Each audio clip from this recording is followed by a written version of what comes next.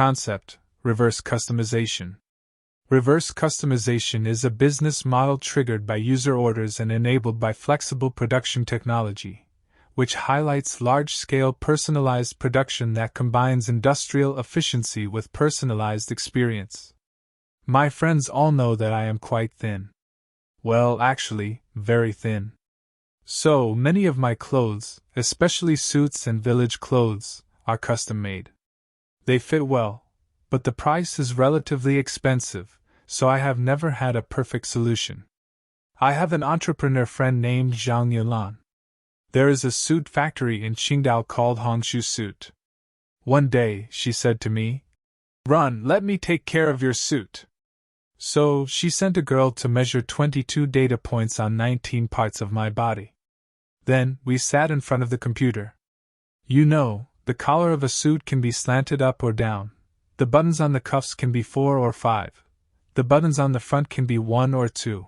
And the lining of the clothes can be linen or silk. Then, my body data and preferences were sent to her suit factory via the internet. Application: the business logic behind it.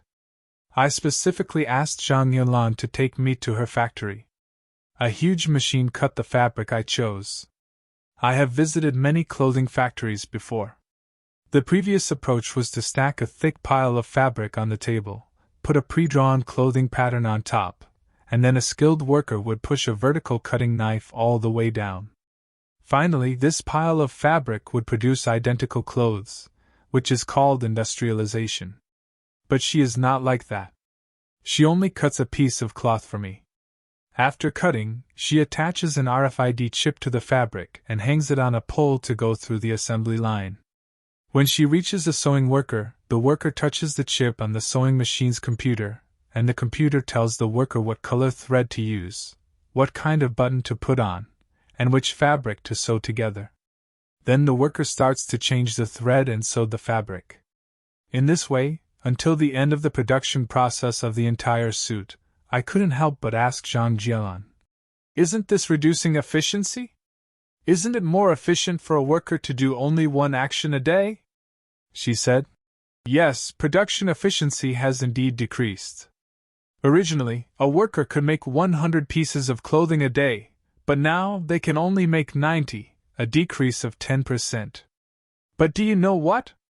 I have eliminated the chronic problem of inventory in the clothing industry. From the customer placing an order and paying, the clothes do not exist. I start reverse customization because there is no inventory. The comprehensive cost of one piece of clothing is only half of the finished product, or even about 1/3. By transforming the production line and achieving flexible mass customization," she said, "we can deliver the clothes to your home within 7 days after ordering. Think about it, you can buy a suit of the same quality as a finished product for half the price, or even completely customized for you. Why would you still buy a finished product?"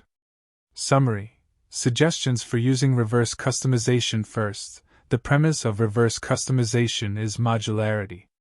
Before 3D printing, complete customization could not be industrialized. Therefore, the so-called customization is mainly based on the modular decomposition of the product. Can your product be modularized? Second, the technology of reverse customization is flexibility.